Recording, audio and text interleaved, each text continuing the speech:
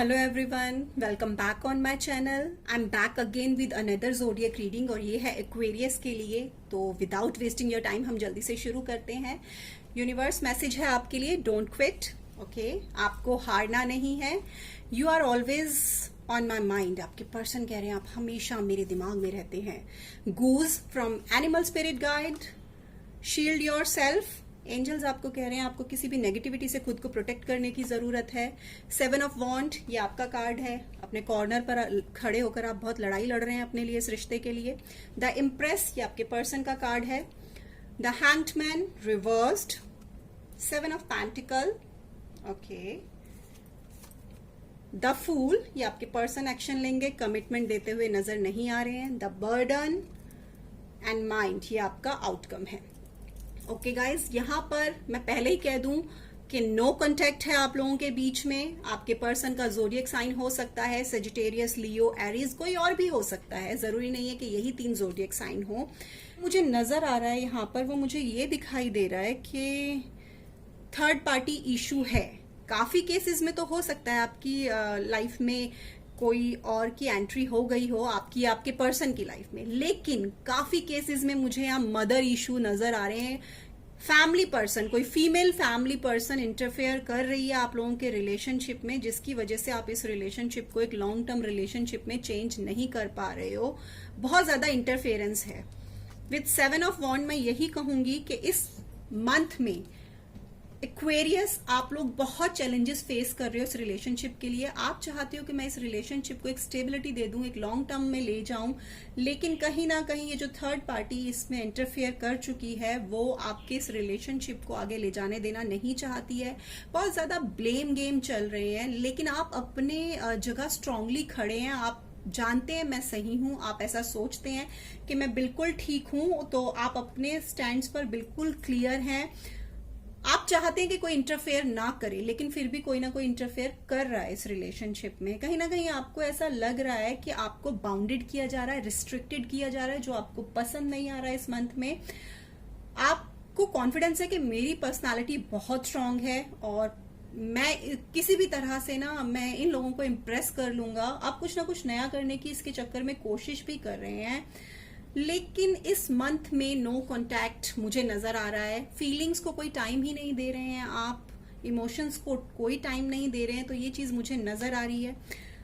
क्योंकि third party interfere कर चुकी है। काफी केसेस में मैंने बोला है मदर हो सकती है, लड़के की, लड़की की, किसी की भी, या फिर कोई और पर्सन हो सकते हैं। तो आपके जो पर्सन है ना वो बहुत इनसिक्योर फील कर रहे हैं। बहुत ही उनका कॉन्फिडेंस लो मुझे इस वक्त लग रहा है। और आपके जो पर्सन है वो मुझे यहाँ पर क्लियरली नजर आ रहा है कि वो मटेरियलिस्टिक लाइफ पर ज्यादा फोकस कर रहे हैं, rather than focusing on your love life and your emotional attachment. वो मटेरियलिस्टिक लाइफ पर, पैसा कमाने पर बहुत ध्यान दे रहे हैं। स्पिरिचुअलिज्म की तरफ नहीं जा रहे हैं, आपसे इमोशनली नहीं जुड़ रहे हैं। यानी इन सिंपल लैंग्वेज कहूँ ना तो दिल से आपके साथ इस मंथ में मुझे वो जुड़ते हुए नजर नहीं आ रहे। उनको दिल से फीलिंग्स नहीं आ रही हैं और बहुत ही कॉन्फिडेंस उनका खत्म होते हुए दिखाई दे रहा है।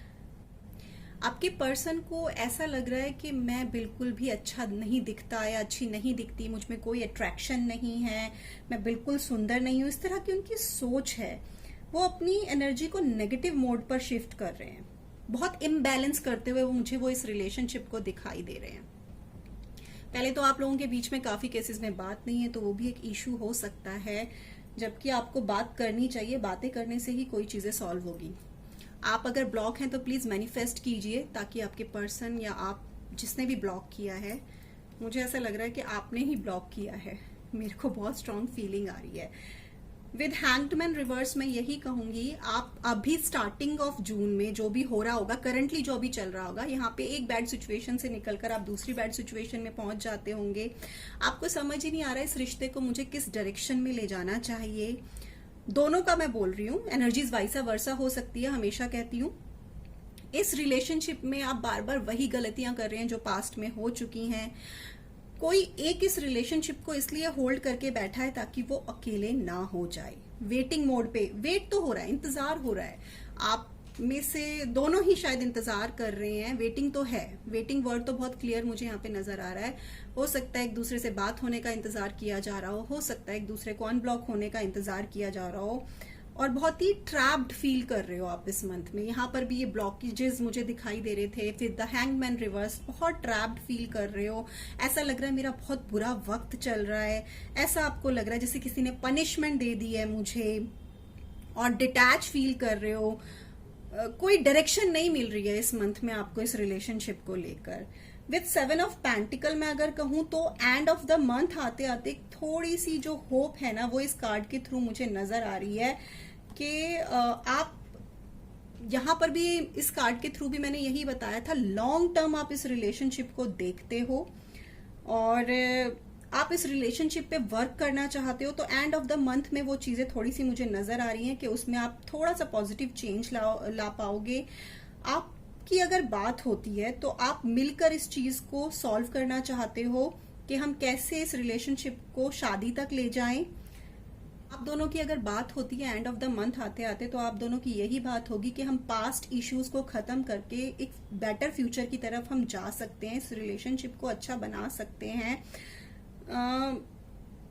आप मैनिफेस्ट कर सकते हैं इस रिलेशनशिप को। मेरी तो यही गाइडेंस है कि आपको मैनिफेस्टेशन करनी चाहिए, क्योंकि एक तो किसी और पर्सन का इंटरफेरेंस है, दूसरा आपके मन में ये बैठा हुआ है कि मेरा समय अच्छा नहीं चल रहा है, तो आपको मैनिफेस्टेशन करना चाहिए इस रिलेशनशिप के लिए।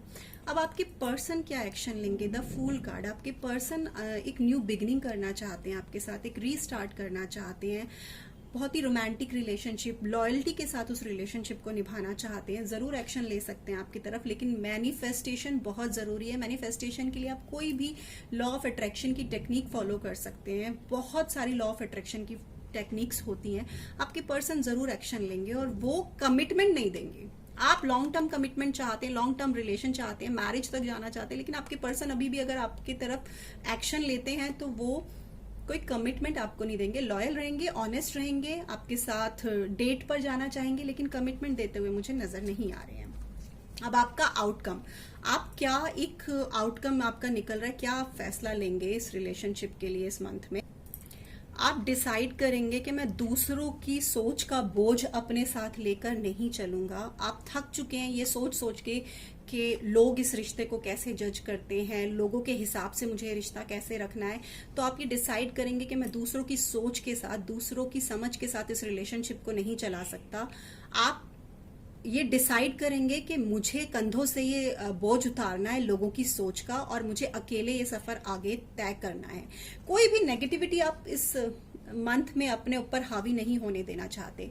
विद माइंड, क्योंकि आपका दिमाग में बहुत उथल पुथल चल रही है, इतनी ज्यादा आपके दिमाग में चीजें इकट्ठी हो चुकी हैं कि उसमें अभी आपको कोई और चीज का स्पेस नहीं मिल रहा है। तो आपको सबसे पहले आप क्या करेंगे, अपने माइंड में से जितनी भी पास्ट की बैड चीजें हैं वो निकालेंगे और अपने माइंड को थोड़ा सा स्पेस देंगे।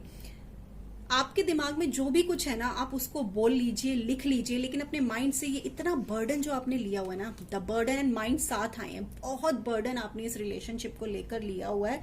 तो आपको जरूरत है कि पहले तो लोग क्या कहेंगे, जो थर्ड पार्टी इंटरफेयर कर रही है उसकी सोच, उन सबको उतार के अकेले खुद से डिसाइड करने का कि मुझे इस रिलेशनशिप को कितना आगे ले जाना है। अपने पर्सन के साथ ये चीज डिसाइड कीजिए। अपने माइंड से बहुत सारी जो चीजें ना उनको निकाल फेंकिए, थोड़ा सा फ्रेश होइए। बहुत बर्डन लगता है, प्लीज लिख लीजिए पेपर पे, जोर जोर से बोल लीजिए अकेले कमरे में बैठकर, पर अपने माइंड से ये सारी चीजें निकालिए। बहुत ज्यादा अपने छोटे से दिमाग में ना बहुत चीजें स्टोर कर ली है, जिससे कि आप अपनी लाइफ को खुल के जी ही नहीं पा रहे हैं। अब with goose, take time to rest and recuperate rather than continuing your striving. अब आपको एनिमल स्पिरिट गाइड से भी यही मैसेज मिला हुआ है, आप मशीन नहीं हैं, आप इंसान हैं। आप प्लीज अपने आप को थोड़ा वक्त दीजिए, थोड़ा सा रेस्ट कीजिए, और जब रेस्ट करें तो कोई गैजेट आपके पास ना हो, रिलैक्स रहें। आप अपने मन की बातें रिपीट कर सकते हैं, उन्हें दोहरा सकते हैं बोल बोल कर, जहां आपको कोई सुन नहीं रहा हो। ये छोटी छोटी थेरेपीज होती है जिनसे आप अपना स्ट्रेस निकाल सकते हैं। बट आप अपने आप को कम से कम 2 to 4 आवर्स दीजिए, जहां आप किसी गैजेट को यूज ना करें। आपको बहुत रेस्ट की जरूरत है। आप इतना फाइट करते हुए नजर आ रहे हैं, माइंड में इतना सब कुछ है, बर्डन ले रखा है, वेटिंग मोड में है, इतनी सारी नेगेटिव एनर्जीज में है, तो आपको बहुत रेस्ट की नीड है। शील्ड योर सेल्फ, एंजल आपको यही कह रहे हैं, protect yourself from harsh और fear based energy by envisioning a cocoon of healing light surrounding you. आपको बेसिकली करना क्या है, जो इतनी नेगेटिविटी आपके ऊपर हावी हुई है ना, इसके लिए आपको क्या करना है, आप मेडिटेशन की पोजीशन में बैठिए, उसके बाद ब्रीद इन ब्रीद आउट कीजिए 4 to 5 टाइम्स। उसके बाद आप अपने एंजल्स को प्रे कीजिए कि मेरे हार्ट में से एक ऑरा क्रिएट कीजिए, एक लाइट, व्हाइट लाइट क्रिएट कीजिए और मेरे आसपास एक उसका सर्कल बना दीजिए, एक शील्ड के जैसे, जो मुझे किसी भी नेगेटिव एनर्जी से प्रोटेक्ट करे, मेरी तरफ कोई नेगेटिव एनर्जी ना आए। तो ये एंजल आपको कह रहे हैं आपको खुद को प्रोटेक्ट करने के लिए ये जरूरी है। और वो एनर्जी जो होती है, जो हम वो एक सर्कल क्रिएट करेंगे शील्ड वाला, वो हमें ब्लैक मैजिक जैसी चीजों से भी बचाता है। तो आप प्लीज वो जरूर कीजिए, क्योंकि इस वक्त ना बहुत ज्यादा आपका दिमाग जो है ना, बहुत ज्यादा हलचल है, उसमें बहुत बर्डन है, और इस रिलेशनशिप को एक स्टेबिलिटी ना दे पाने का बोझ भी आपके कंधे पे है, और वेटिंग पे वेटिंग, वेटिंग पे वेटिंग चल रहा है। ये थी आप लोगों की रीडिंग एक्वेरियस। अगर आप लोगों से रेजोनेट हुई है, आप लोगों को पसंद आई है, तो वीडियो को लाइक कीजिएगा, कमेंट सेक्शन में बताइएगा, और अगर आपके किसी दोस्त के काम की है तो प्लीज उनके साथ जरूर शेयर कीजिएगा। अपना खूब सारा ख्याल रखिए, अपने आप को प्रोटेक्ट जरूर कीजिए शील्ड क्रिएट करके। ठीक है, टेक केयर, बाय।